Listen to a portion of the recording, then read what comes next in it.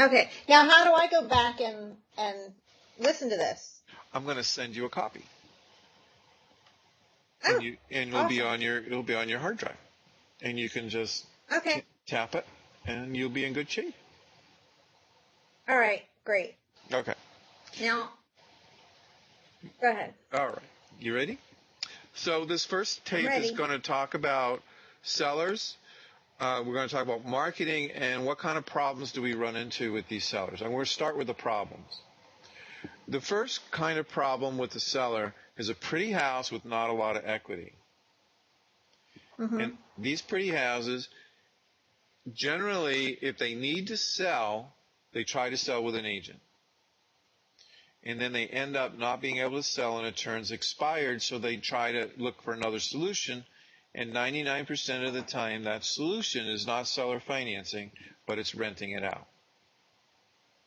So, expireds and properties that are for rent, a lot of times, they've tried to sell recently.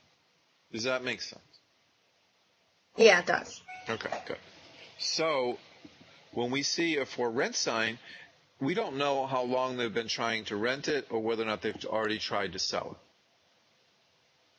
We don't know. We know that with an expired, they tried to sell it. So landlords and expireds are like the best leads. The other kinds of leads, like the listed house, we don't know where it is with the listing agreement, as we talked about. Was it yesterday we talked, I think? We talked about... Yeah, about the... And you started to talk about the expireds, and then we went to the websites. Right. The great schools and what's the other one? Neighborhood Scout. Exactly. So the Neighborhood Scout, the great schools.org, that helps us understand our neighborhood, especially when we sell the house to tenant buyers, because we got to convince them that they got a good house and a good neighborhood at the same time. And that's really helpful information if you're marketing to companies that have HR departments for people that are moving into the area. And they just sold their house, they don't know the neighborhood, and you can help them as being a neighborhood expert. Okay. And use all that data, And I just think that is a wonderful way to position yourself. Hey, I am an expert in this area. If you're moving into this area, please let us know. We can either get you a rental house or we can get you a rent-to-own house. How cool is that? That's a great point of difference. Yeah, that is. All right, so we talked about listed and expired. We talked about landlords and FSBOs. And then we want to talk about, I think we kind of left off with talking about we buy houses people.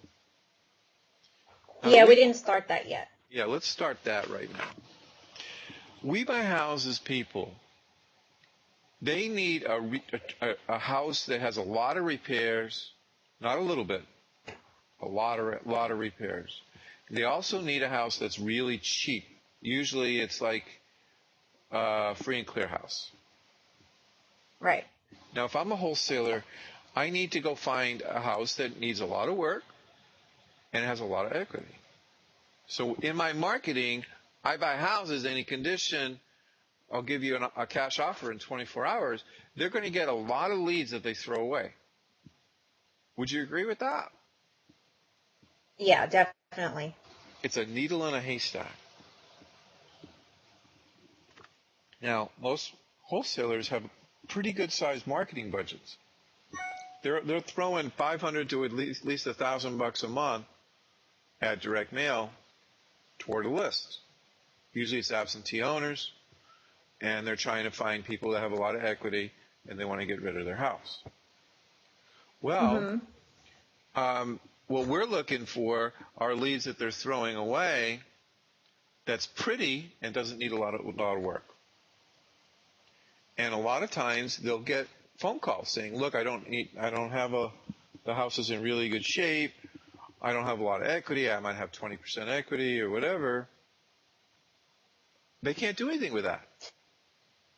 they have to throw that lead away because there's not enough equity in it. So what we want Right. to do is to contact these people, and how I like to contact them is by phone, and I'll act like a seller. I'll say, look, how does your program work?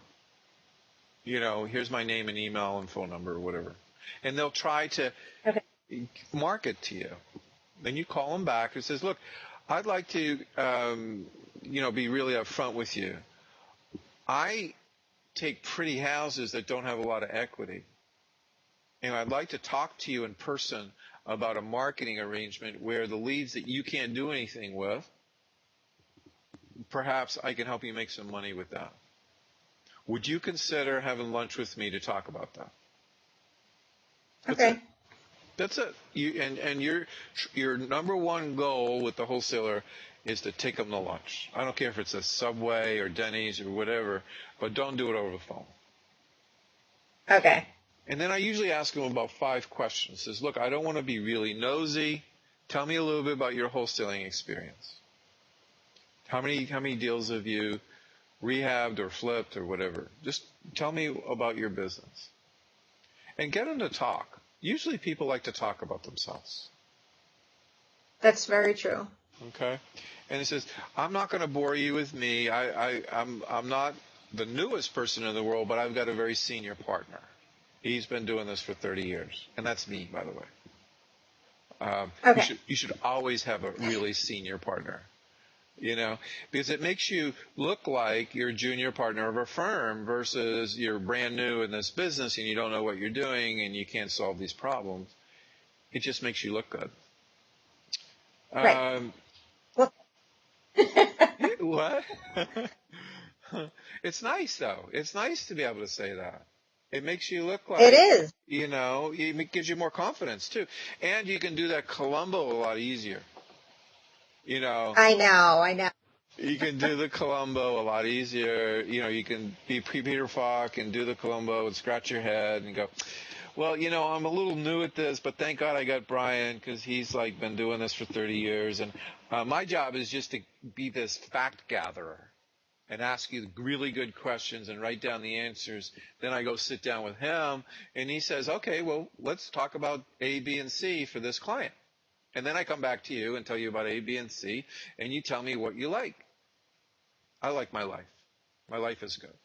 Okay. And that kind of conversation, they go, oh, I get it. All right. So let's have a conversation. And it takes the stress out of it, too. All right. Right. And if you've got a wholesaler that's a bit of a nosy wholesaler, like, well, I need to know about your partner before I even talk to you. I don't want to waste my time. Blah, blah, blah. It says, well, you can't answer 3 or 4 questions for me? You can't do that? Are you sure? It's like, Yeah. and if he's going to be a little bit of a bozo, then I'll get on the phone with him and I'll say, look, you weren't very nice to Stacy. Why couldn't you answer her questions? How could somebody not be nice? But it's a game we play. You tell me he's being a bit of a jerk, and I'll call him up and I'll see if I can't get another meeting or at least get a better reception. Okay? So that's all you want to do. You want him to agree. Okay, if I give a lead to you, I need to make sure that I get paid. That's all I want. I want to get paid. So let me tell you, and I generally tell them, look, we got a tracking system where you put your name and your code number and the lead information. And then I call the seller, and then every week on a spreadsheet, I will send to you all your leads that you sent me and the result. How's that? Once a week, you'll get an update from me. Does that sound good? Okay. That's all we do. And the easiest and fastest way to do that is to go to Google Docs and create a spreadsheet. Yeah. Okay. It's easy. I'll help you with that. I'm so bad at anything that has to do with documents and spreadsheets. I will get you from an F to a C. I won't get you to an A. I don't want to be an A. Not in documents and spreadsheets. No, Thanks. no. No, no, no, no, no, no. I want you to be that wonderful negotiator girl. But you still need to be able to train your VAs to do what you want them to do. So you need to know a little bit. Okay? Right. Just a little bit. All right. So, do you have a Gmail account? I do. Okay, good. Well, you've got a free Google Drive on there. Okay? So all you need to do is go to googledrive.com or type in Google Drive to search engine or G Drive or whatever it is. And then Yeah. let me show you how to do it. Let me ask you if you can see my screen. I'm going to share my screen here. It's not going to be recorded, so you'd have to look at this on your phone. And tell me if you can see this on your phone. It says is sharing desktop. Okay. Can you see my screen?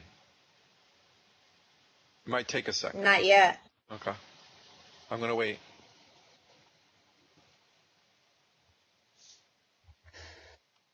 It may not show on the iPhone. It'll definitely show on the PC or the Mac. Yeah, I have to go get a new computer anyway. Huh? This one, like I have, it's a laptop, Uh-huh. but I'm ready to throw it out the window. So I have to get a new one. Would you consider getting a Windows machine? No. Okay. Well, actually, you know what? I have another computer that has Windows. Well, let's use that one when we train then. You want to do that? Okay. Okay. Is it a laptop? Yeah, it's a laptop. All right. Well, why don't you download in the next class? Just download Uvu on the Windows machine. Okay. Okay, I'll do that. And then I'll be able to share the screen with you. I'm going to stop sharing because I don't think you can see this. No, I can't.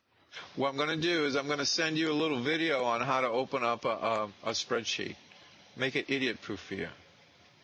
Okay? Oh, good. Okay. That's what I need.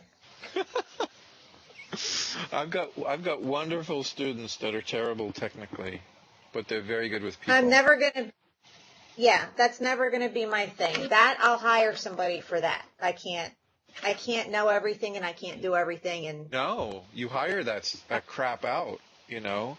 But you do need to guide them, though. You need to guide them. So if I provide videos to help them learn what you need to do, that's the easiest way. And when we hire VAs, that's all we do. We create screencast videos where we can say, okay, I want you to do this, and I need your goals to meet this every week, and that kind of thing. Make it idiot-proof for them. All right, so do you have VAs? I have VAs for my business, and I help my students get their own VAs when they need them. Okay. Yeah. So, we'll take care of that. We want to get the training done first before we even think about VAs. I'm always going a step ahead. Like I'm always on the next thing. Mm-hmm. It's like instant gratification. It takes too long. Right? Yeah. Patient. Yeah, impatient. Well, good luck with that. I hope that works for you. Well, I've gotten this far. There you go. Okay. All right. Well, we're going to do this in steps, and there's so much. I can overload you with stuff, Stace, and I don't want to do that. I want to get you through these steps. Like, this has been a proven way to do it without confusing you. Because once you're confused, a confused mind says no every day of the week, or a confused mind says, I can't do this, or this is too much. If I put you through these steps and get you a first deal quickly, then the rest of it is all going to be, well, I didn't know everything, but I made some money, and I'm ready to do the next deal and learn something new, the next few weeks. And that's the best way to go, because I don't want you to get confused. All right. So now to recap here, we've talked about 5 different boxes. We've talked about listed and expired, and they're related. We've talked about FSBOs. We've talked about Mm-hmm. um, Landlords. landlords, and we've talked about getting the We Buy Houses people to work with you with their leads they can't do anything with. All right, that's kind of the Right. marketing. There's one other box in marketing, which we go through a company for postcards, and it's called yellowletters.com. Oh, And Michael Michael Quarles. Corliss, yeah. And he gives us a discount on the marketing. So we really love him. We think he's the best guy in the whole country as far as helping real estate investors get leads. Okay? All right. So Yellow Letters is where we get the postcards, and we kind of think about our neighborhoods through Neighborhood Scout and greatschools.org. So your homework's going to be, where are the neighborhoods I want to work? Now, I'm going to give you some advice. You don't want the most wealthy areas. You want the middle-class areas Right. with the best schools. Okay. So your job is to go through those two sites and find the best schools and the best neighborhoods for middle-class houses. Do you know that already? Okay, like like the median priced house, or up to. I would do the median Okay. in Wake Forest. You don't want the country club set, right? You know, the country club set, you know, we're at the top 20% of the market. They don't need this. They don't need what we've got. Usually those. But some people. But what if people bought, when everything was high? I mean, I agree granted, with things you. are good here now, but. I agree with you. All I'm saying here is people, your bread and butter to get deals every month, you should stay around the median, plus or minus 20% of the median price. Right in that sweet spot. Not at the bottom, not at the very top, but like at the, if you had to put things into quarters, like bottom 25%, and then the next 25%, and then the next 25%, and the next 25%, I'd do the middle 50. So Okay. if the median's 100,000, and that upper 25% of the median was like 150 to just get in this dead center of your market. Yeah, the median here is 196, I think. Okay, so let's say that we went 175 to 2 1/4. Let's say we tried to look for those houses and see how many. Do a search on realtor.com in your zip codes and see how many houses come up between 175 and 2 1/4. Okay. All right? We'll just start there. We can make it bigger later if we don't have enough, right? And I know I can tell by talking to you that you would be really super good with more wealthy people. You get in you could get in a nice dress and do the country club circuit type, and that's great. But it's just, at the end of the day, it's just usually people that are wealthy, they have advisors. They have CPAs and lawyers and whatever, and all these people get in your way of doing this business. The middle class don't have those advisors, and they generally will trust you faster, if you will. Yeah, I get that. Yeah. So I'm just saying your life would be a little bit easier, even though the product might be not as nice as you'd like. You might want a nicer house to market, but why can't I go up to 4? Why can't you go what? Why can't I go up to 4? Go up to 4 if you 400. want. Go up to 4. I'm gonna go up to 4. All right. Well, take a look at realtor.com and see what your numbers are in the very middle of the market, and see what's coming up. And if you don't have enough, then go up to 3 and see what those aggregate numbers are, and then go up to 4 and see what those aggregate numbers are. I think 400 is a good number, I think so too. And the pain of somebody that bought a $400,000 house at the top of the market at 2006 or 7. The pain's a lot greater for the $400,000 house than the $150,000 house, right? Right. Because the $400,000 house they probably paid $450 for that house, and if they sold it with an agent at $400 and a 10% cost to sell at $40,000, they're out $90,000. They have to bring exactly. $90,000, so that pain is greater than if the $150,000 house and they paid $190,000 for it at 2007. Well, their pain's a lot less. The amount of money that it costs. Right. It's probably relative to the person who has the $150,000 house, but well, that pain's still $40,000 there. to a person $150,000 house is probably relative to the, bigger spread for the higher price range, Exactly. But I just want you to make some money. That's all I'm saying. Okay.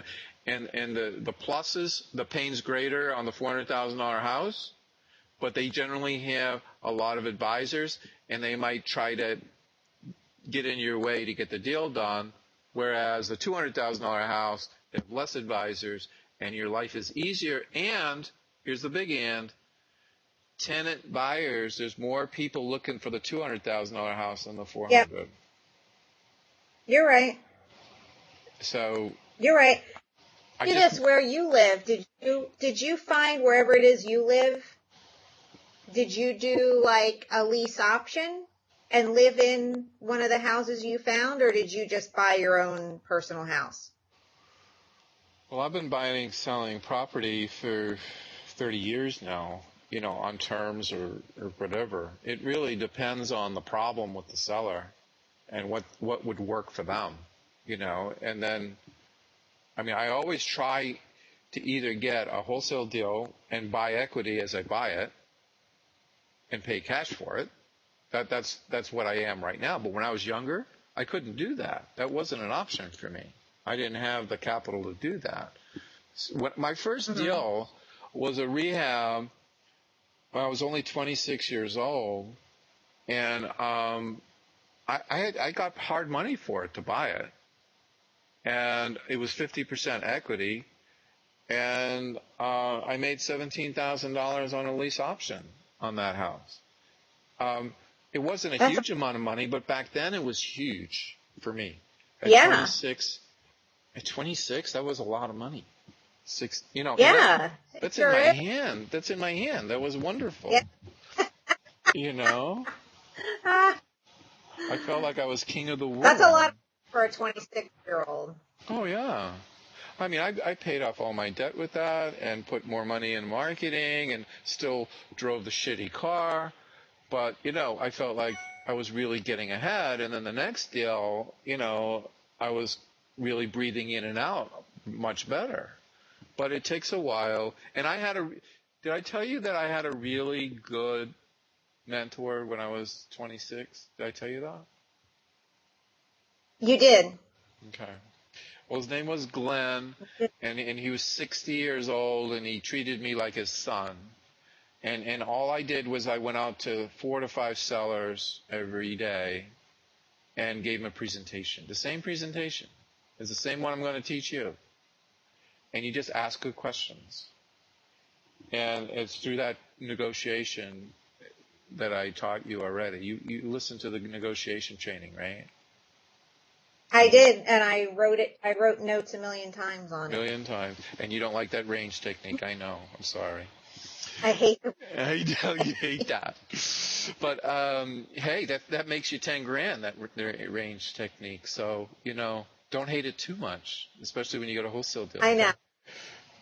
I'm not going to knock it yet. Good. Thank you.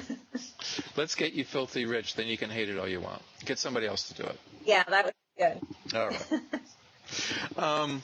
So anyway, to make a long story short, I just want you to have that kind of training. And that first year, I want you to make $100,000. I don't care how it gets done. I want you to make that kind of money.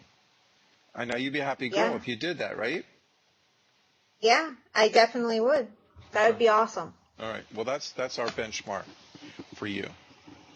All right. So what we want to do in the rest of this training on this tape is kind of don't be embarrassed that you don't have the best experience setting appointments, but we're going to practice some.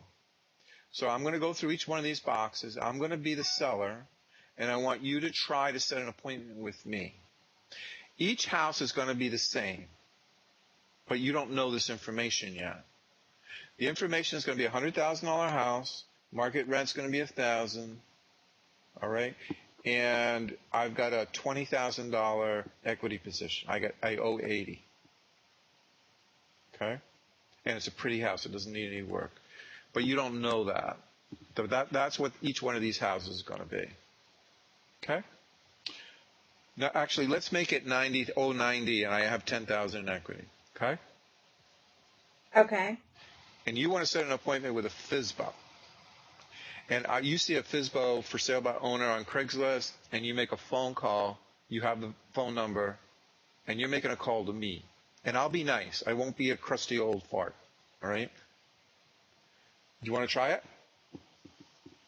Yeah, but now I'm nervous. Even though it's you, I'm nervous. This is the part I really think that so many investors get paralyzed about, because I was doing all this marketing myself, and I was getting so many calls and, like, paralyzed about calling them back. Like, I have so many people I didn't even call back. Mm-hmm. You're not alone. People get scared. I know. They get scared, and they go, oh, my God. Now, I'm going to ask you a very simple question. You either are going to do it or you're not, and if you don't do it, you don't make any money. And right. I know. So, the big question is, what's the worst thing, the very worst thing that can happen if you call them? Tell me. They hang up. Good. Well, what else is bad about it? You're not going to feel nice about yourself, right? You're going to feel that. You're not going to feel that. You know what I mean? You feel like, God, I should be able to do this, and I can't do it. Why? You start doubting yourself. You start, it doesn't help your life. So to avoid the whole thing is better than failing it, right? Yeah, but, I'm an outgoing person, and I'm an assertive person. It's not like I'm shy or I'm at a loss for words, right. Or, I haven't been, a realtor. It's just, I don't know what it is. But I think it's like if I first get over the hump and I get going, then I'll be fine. Okay. But. Well, let me try this. Let me try doing it to you, and you're the home seller. And you can listen to this tape. How's that? And you try to emulate what I do. Do you want to do that? Okay. Yeah, let's do that. Okay. All right. So that's your situation. $100,000 house, $1,000 a month rent. You owe $90,000. You tried to sell with an agent and it hasn't worked out. That's your situation. And your FSBO. Okay. So I'm calling your Craigslist ad. Now, if I'm talking to a woman, I'm going to be sensitive to her. If I'm talking to a guy, it's going to be a little bit different. It's going to be more bottom line. Okay. All right. So the phone rings. And I'm going, hi, I'm calling about your Craigslist ad. Is your home still for sale, I hope? It is. Nice. Well, there's a lot of houses for sale. Can you tell me a little bit about your house? What's the cross streets where you're at? Can you help me with that? Heritage Hills and Heritage Lake. Thank you. I know that area. And tell me a little bit about, is it in the middle of the street or is it at the end of the street? Where is it?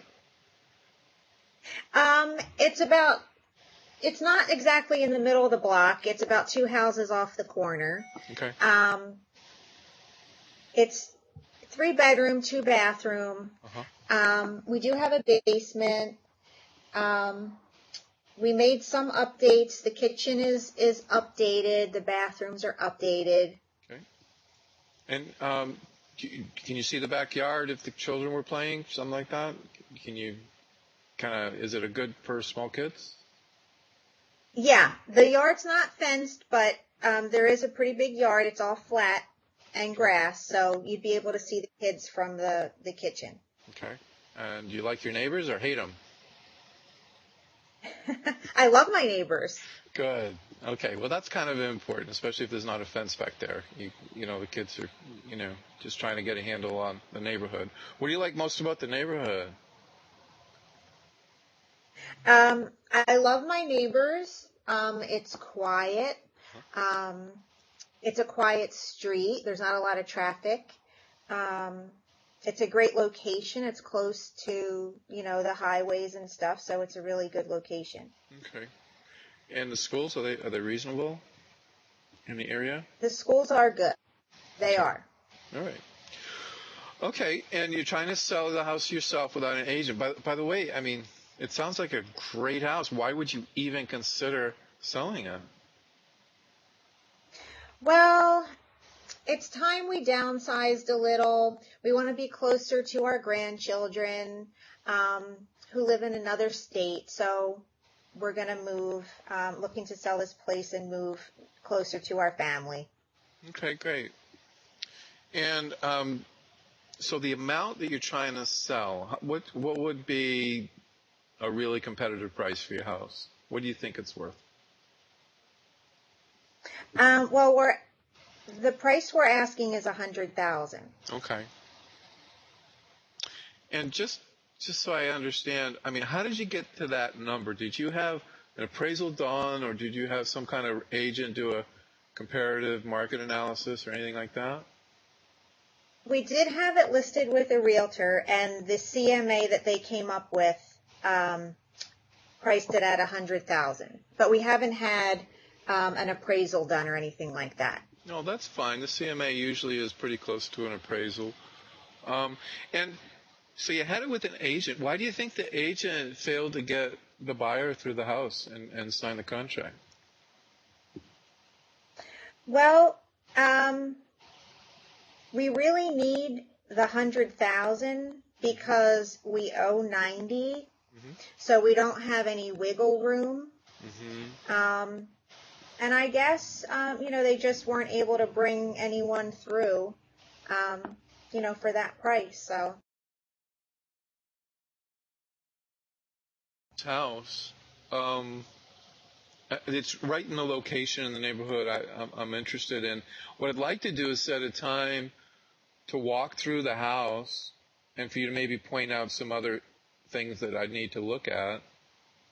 Would you be interested in showing the house? Sure. Okay. That would be great. All right. Now, are you the sole owner, or you have somebody else on the deed or the mortgage with you? It's my husband and I. Okay.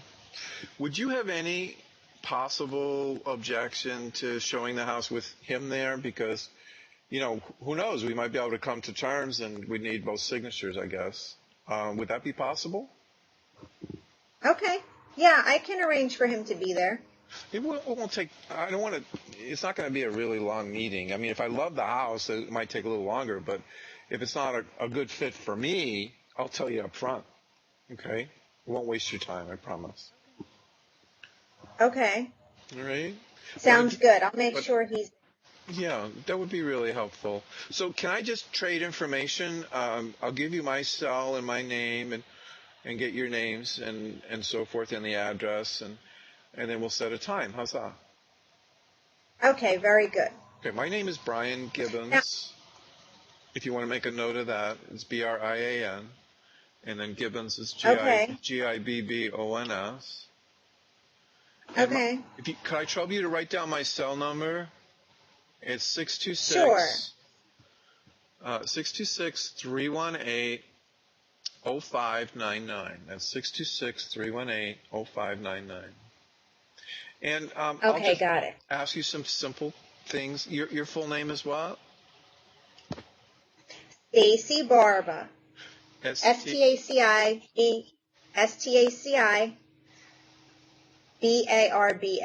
Oh, thank you for doing that. And what's the street address of the property? It's 555 Heritage Knoll. Heritage Knoll, and that's Knoll, right? That's right. Just want to get the spelling. And the cross street again was what? Heritage Hills. Thank you for that. Okay. And I made a notation. You owe 100. I'm sorry, you owe 90, and you want 100 for the house. And Right. And I'm sorry, Stacy, may I trouble you for your husband's first name? Bob. Bob. Thank you for that.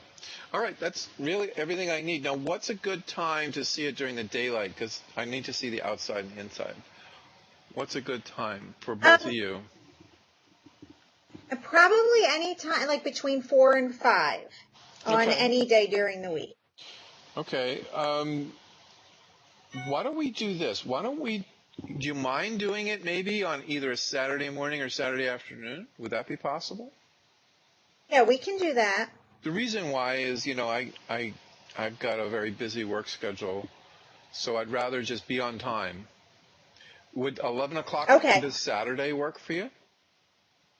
That would be perfect.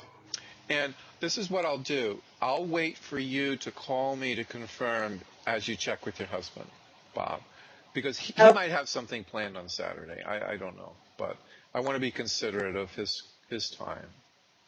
Would you mind checking with him and calling me to confirm that time's okay? I absolutely will. All right. Well, I look forward to meeting you in person. Thank you. Thank you. Thank you for calling. All right, and I'll see you and we'll see you Saturday. I'll be right on time. If I'm running even 5 minutes late, I will call you. I promise. Okay. Thanks a lot for your time, Stacy. All right, bye-bye. Okay. Thank you, Clay. But I have a question because I made that really easy. Yep. But if I didn't, because you know some people, first of all, I found that a lot of FSBOs, I don't know, they're just like awkward people. Right. And let's do a role play. I told you what I owed on the property. Let's do a role play and you fight me. You want to do that? Okay. I'm going to be like the typical FSBO that I think there you go. FSBOs are. You be that crusty, pain in the ass person, okay? All right. Okay. Phone rings. Okay. Hi. Ring, ring. I'm calling about your ad on Craigslist. Is that house still for sale? Yes, it is. It is. Well, nice to meet you. My name is Brian. Can you tell me a little bit about the house? Hi, Brian. It's 3 bedrooms, 2 bathrooms. Does it have a roof? It has a roof. That's good. I'm not trying to be too clever here. What do you like most about the house? Well, I lived here my whole life. Lived here 50 years. So, do you have any children? Did you raise any children at the house? Nope. No kids, huh? Oh, okay. Well, usually, anyway. Imagine how wealthy I would be if I didn't have kids. If I didn't have kids, I wouldn't need you. No, you wouldn't need me at all. Not at all. So, what I'm trying to do is build commonality here with a crusty old person is what I'm trying to do. Okay, so what did you say? You said no kids, and you said what? No kids? Oh, you don't have any children. That's great. You must do a lot of cruises and have a great life without any children. Well, no, I've had some health issues, and, I lost my job, and no. Okay. Well, I'm very sorry to hear about your health issues. Let's see if we can't fix your house problem. Would you like that? Sure, that'd be good. Okay. All right. So tell me a little bit of how much money you want for the house and a little bit about how you arrived at that price. I want $100,000 for it. Okay. And I think that's what it's worth because, I lived here for 50 years. Yep. And I need to move and I need to get, some money out of it. Okay. And do you have a balance on the house? Do you owe anything to the bank, or do you owe it free and clear? No, I've taken out some liens and some loans against it, and I've taken out about 90,000 against it. So in your eyes, you owe about you're due about 10 grand. Is that right? In your thinking, am I hearing you right? Right. I won't. Yeah, no less than 1,000. All right. And how did you get at that 100,000 mark? Did you do some kind of appraisal or comparative sales analysis with an agent, anything like that? Well, my neighbors, there was a house a couple years ago down the block that sold for that. Mm-hmm. So that's what I want. Okay. Well, there's an old saying about what your house is worth. It's whatever the bank thinks it's worth. Right? Because the buyers need to get a mortgage, and if it doesn't appraise for what you're trying to sell it for, they can't get the mortgage, right? Well, that's true. And I did have it listed with a realtor, and nobody came to look at it. Why do you think that you had trouble with that particular agent? Do you think they had a hard time marketing, or they were too busy, or what do you think the reason was? Yeah, I think it was just a bad agent. You know what? There's some good agents out there and bad agents, I guess. I'm sorry you had trouble with that. Well, agents are like attorneys. They're all shysters. You know what? Some of them are, I guess.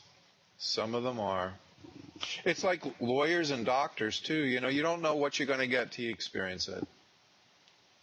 Right. Sometimes a good auto mechanic is better than a good doctor. Yep, you're right. Well, I drive a Ford. I work on it myself. Mm-hmm. Easy to fix. You got to love the Fords. They've been around forever. Yep. Okay, so let me make sure I understand. You want 100,000 for the house. You owe 90. You're looking for that 10,000 or so. Now, you tried it with an agent, didn't work out. Okay. Yep. All right. Bad agent. Yeah. Okay. All right. Well, let me ask you this. If you could get a solution to your house problem quickly, when would you want to move out? Well, as soon as I get all this stuff cleared out, I lived here for 50 years, so, I have a lot of stuff to get rid of, but, as soon as I get rid of all this stuff, probably, maybe 30 days. Okay. So you're saying in about 30 days, you could probably move. Is that right? Yeah, I think so. All right. And where would you move to? Where's your next place to go? Well, since I lost my job and I have all these health issues, I'm going to move in with my sister. Uh-huh. Okay. And is she nearby, or? Yeah, she's in the next town over. Okay. It's nice to have family. Yeah, well, I don't really like her much, but. Well, I wish you good luck with your housing situation when you move. It's not easy. I know. Good luck with that. Well, thanks. Okay. All right. So this is what I'd like to do. I'd like to come by and look at the house. If I like it, I'll let you know. I won't waste your time. I'm a bottom line person. I'm going to say, I like the house. Let's get a deal done. Or no, it doesn't suit my needs. I don't think it's a fit. Okay? Okay, but right off the bat, it's 100,000. I'm not taking a penny less than that 100,000. I think I heard you. I wrote that down. You said that about 8 times, so I'm pretty clear on that. I pay attention. Okay. All right, good. Just check. Because people come in here and they try to lowball me. Yeah, don't you hate that? Yeah, waste my time. Don't want to do that. So, Okay. what's a good time to see the house? And by the way, is there anybody else on the mortgage or on the deed besides you, or are you the number one person I have to deal with? Well, I have a sister who co-signed on one of the loans for me, the liens, and she lives in Kansas. Really? Wow. Yeah. You probably never see her, huh? Nope. She's pretty far away. Well, I don't know if you know this, but you can't sell a house if there's somebody else on the mortgage without their signature. You know that, right? Yep. Okay. Yep. All right. Well, I don't want to waste your time, but, I like to be able to talk to all decision makers, So it might be a pretty quick meeting, right? Because we got two decision makers. We got you and your sister. And okay. we might need I a signature can call her on the phone and tell her. She'll sign. If I want to move, she'll sign. I'll have to call her, and tell her. But sure. We can take care of all that. Just letting you know that would be a legal parameter we got to deal with. Okay. Okay, I understand. It might be like FedExing her some agreements and getting her to get a notary to witness her signature, that kind of thing. Okay. Okay, she can do that. All right. Well, let's get directions and we'll swap information. And if I like it, I'll let you know. If I don't, I'll let you know too. How's that? Okay. Sounds good. And then how about Saturday at 11? Saturday 11 works. So I'm going to interrupt that conversation. We'll just set the appointment. I'll let them know that I'll be on time, and I'll get directions and the cross streets and all the rest of that other stuff. Now, he's probably not a great prospect, but he might do a lease option assignment if he wants to get that $10,000 out of the house. Okay, but he's not going to have any moving money, and he sounds like he's so strapped that it's not a great deal. But it's not something I would say no to. Okay? It's something I would go walk through. I'd be bottom line with him. I'd give him some free information about how lease purchase gets him more money than selling it for cash, and get out of there. That's what I call that a warm lead and not a hot lead. Well, also because the guy has been there for 50 years and is strapped, I'm assuming that there hasn't been anything updated for 50 years, So, that's the other thing. Well, I want to talk to you about probate houses that are grandma houses or grandpa houses like this guy. Right. And what do we do with things that need updating, but they have equity too? Right. Let's say they're free and clear. So let's say we had a $100,000 house. They've been in there 50 years. They bought this thing for like $20,000, and now it's worth $100,000. Okay? Right. All their retirement money's in this house. All of it. Now, they listed it with an agent, and the agent says we have to discount this house to $80,000 to sell it because it needs a new kitchen and it needs updated bathrooms. We just can't sell this thing. What would you do in that situation with that seller? That's a joint venture. Thank you. Isn't it, to fix it and update it? Yes. It's a JV with the seller. How do the numbers work on that house? Free and clear. ARV, after repaired value is $100,000. Needs $10,000 in work. How would you do that?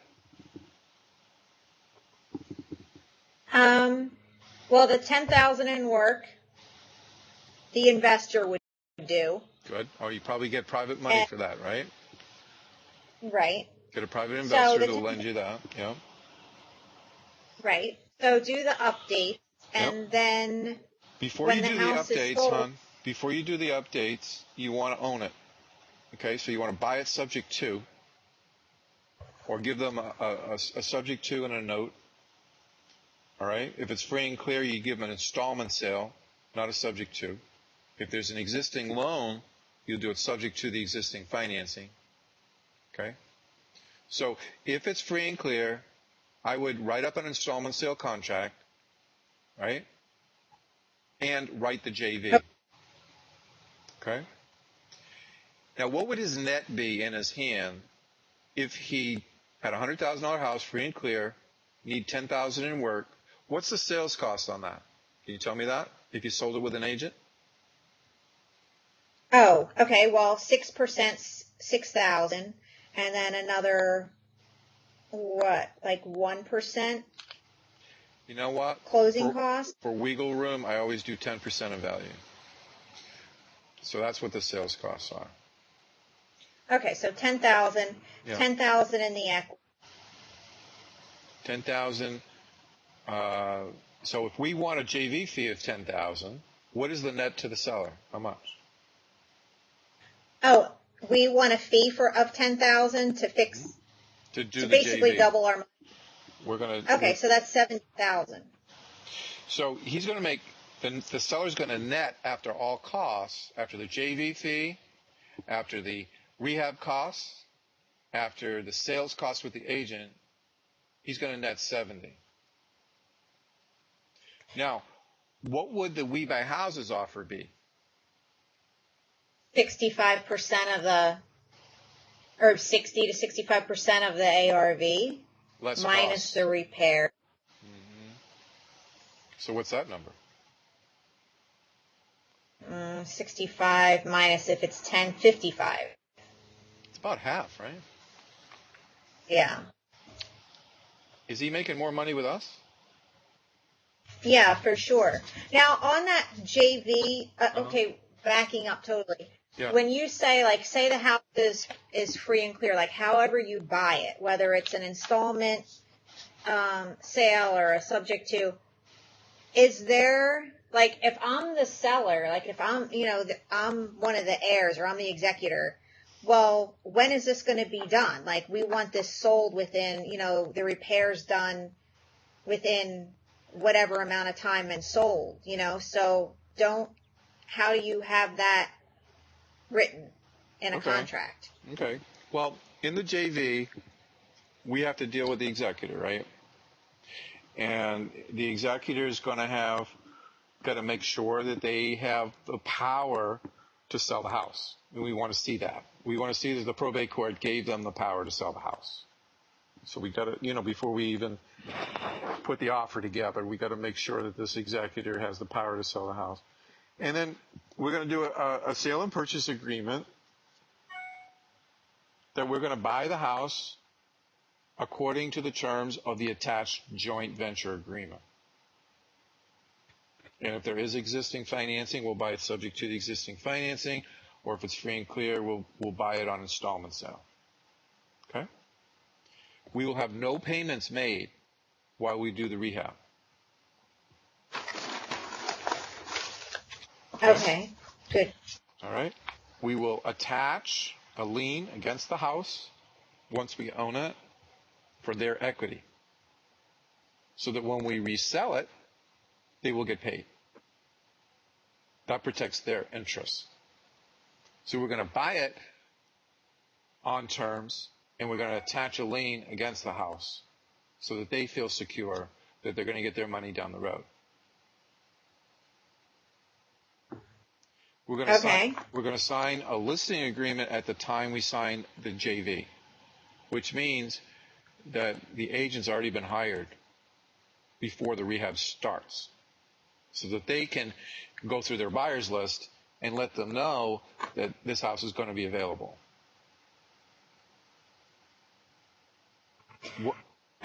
And when we do a rehab on a grandma house, everything is white. Everything is very plain. Everything is, nothing offensive, nothing really colorful. Right. You know how to do a very clean rehab. And you do middle of the road stuff. You go down to Home Depot or whatever and buy middle of the road stuff. Not real cheap and not real over the top. Right. Okay. Try to resurface cabinets. Try to get, very cheap but nice looking granite, something like that, the cheapest possible granite, but it has to look good. Okay? Yeah, I'm good at that. Yep, yep.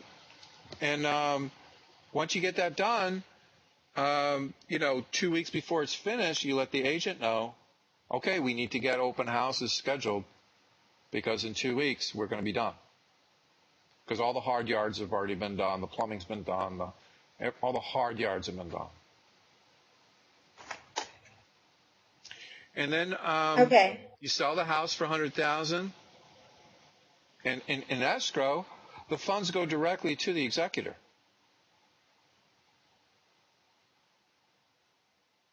Okay. Now, who during this time? Okay, so if it's subject to or the payments, then all the taxes and everything are then paid. All the holding costs are paid by the investor, right? Yeah, because we own it. Okay. So we have to factor. And the easiest way to do that is to go down to a title company and talk to the title company manager and do a forecasted HUD-1. What would the cost be on this sale? And that way you can do the proper offer when you make the offer. Does that make sense? Right. And you also have to have a title search done also, right? Right. Just do a prelim. Know what liens are against the house today. And make sure that there's no tax liens or anything like that outstanding, mechanics liens, anything like that. Okay.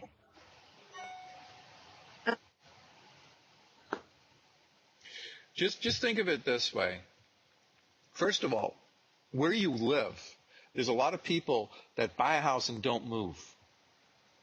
There's not a lot of transient. There's a lot of people that sink their feet where they're at because there's good community colleges there. There's good four-year schools there. There's good.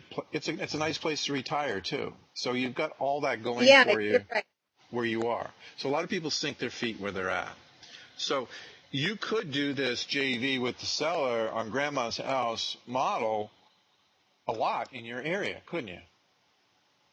Yeah, definitely. So what I would do is I would get 5 of these things done and then go to all these real estate agents' offices and let them know that if you got a grandma that's 80 years old, you'll get your commission. But we'll come in there at our own expense and do the property, and they'll make more money by doing that than selling it to a real estate investor that will basically give them 20% less than what we will. You'll make 20% more and give them that example that we just went over. $100,000 house, free and clear, needs $10,000 in work. We're going to give them 70 net, and they would probably make 55 or 50 if they went through the We Buy Houses route. Okay. Now, as far as the fee for that, like, do you have like a set percentage or like a certain percentage of what? I just have a minimum profit for my time. If I'm going to take 3 months of my life and make sure it runs right and make sure that the builders do their job and all the rest of this other stuff, I'm going to make a minimum amount of money. But it's always a light rehab. It's not a heavy rehab. I don't want to spend a lot of my time at that house. And I also want to be able to give a contractor that job and not have to watch what he does. Okay. All right. I like that whole idea. That makes sense. And I think there's definitely a good market for that, as far as estates and probate. I think so. I had that myself when my parents died. I mean, my mom had that house decorated from 1972. Exactly. And I had the same thing. Well, I'll tell you, Stace, if you can deliver a better solution than the traditional We Buy Houses people, you will have a line around your door. But I would start now going down to REIA meetings, right? Mm-hmm. And say, look, we need private lenders for $10,000. You'll get your money back within 60 days, generally. 60 to 90. Give yourself a little bit of a wiggle room. And you will make a minimum of 15% annual rate of return. Now, they're not going to make 15% on their money. They're going to make 15% annual. Do you know the difference? How does that? So annual, and on 3 months, then that would be 25%. How do you figure that? Think of it this way: 10,000, 15% is $1,500.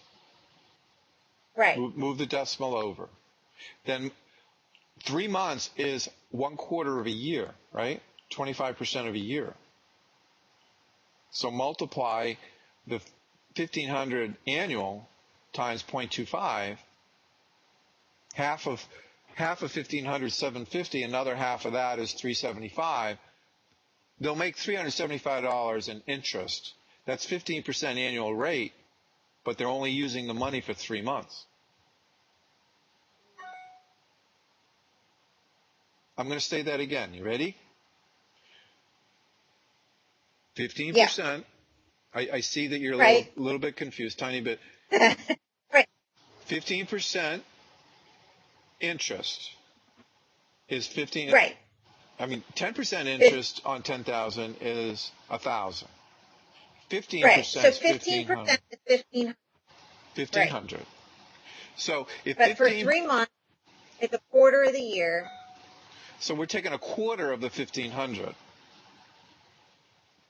Divide the 1,500 divided by 4, and that's 375. How I got that is I divided it in half and divided it in half again. Divide the 1,500 in half is 750.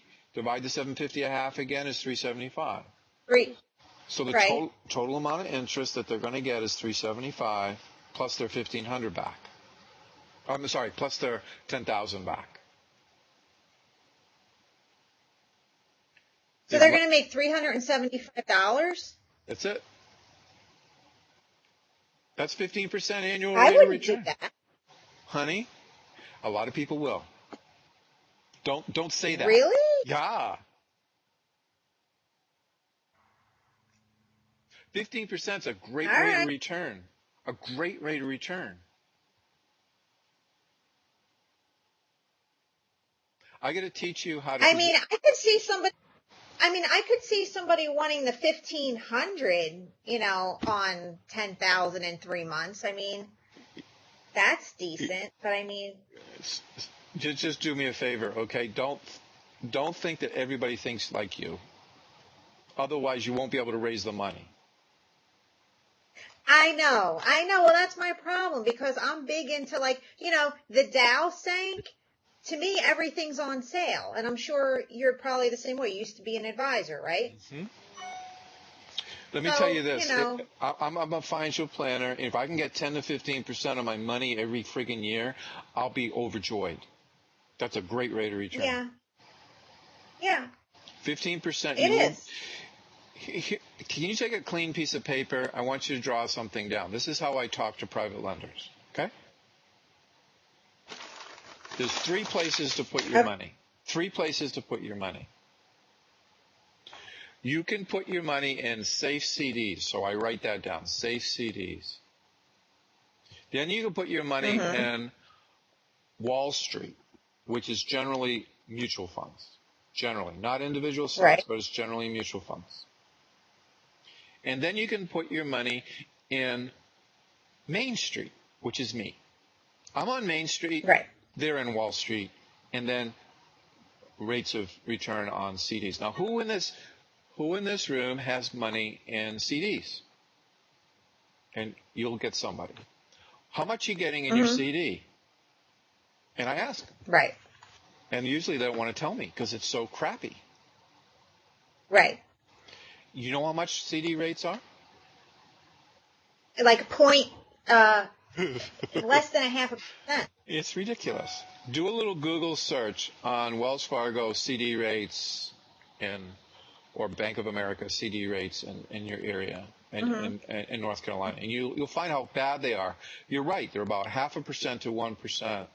Okay, if you go to bankrate.com, you'll get national rates. Okay, now who knows how long it takes money to double based on the interest rate? And I asked them. It's called Rule 72. Rule 72 says that if you take the interest rate, divide it into 72, it'll tell you how many years it takes that amount of money to double. So if you have 10 grand and you have an interest rate of 6% on your money, it'll take you 12 years to double. But if you get 12% on your money into the 72, it'll take you 6 years to double. Which one likes 12% versus 6? Raise your hand. And I get the greed thing going, right? I get the greed thing going. So now let's just talk about if CDs stink and they're no good, because 1% into the 72 is going to take you 72 years for your money to double, and you don't have that kind of time. You just don't. Right. So let's go into mutual funds versus Main Street. Who's lost money in mutual funds? Raise your hand. And then, it's a no-brainer.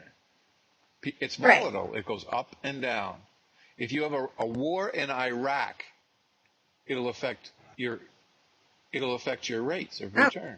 Okay. Ebola affected the Dow. There you go. The Fed affects the Dow. If the Fed decides to do something like quantitative easing and some other things that they've done recently, that affects the Dow. So all sorts of things affect the Dow. Our new president affects the Dow.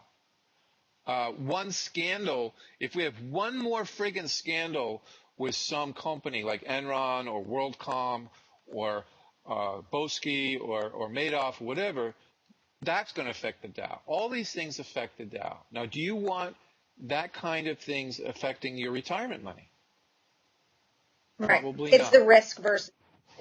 Right. Well, mutual funds generally give 7 to 10% on average if you diversify out in your growth funds and your, all sorts of different types of funds. But here's the big thing. Can you go down to Merrill Lynch or down to some other brokerage house and walk into the guy's office? And by the way, he's got a Porsche outside. All right? You don't have the Porsche. He's got the Porsche. And you go to Mr. Merrill Lynch manager. Let's say his name is Bobby Richbags. You say, Mr. Richbags, I just need you to answer one question for me because I'm about to pull all my money out of Merrill Lynch.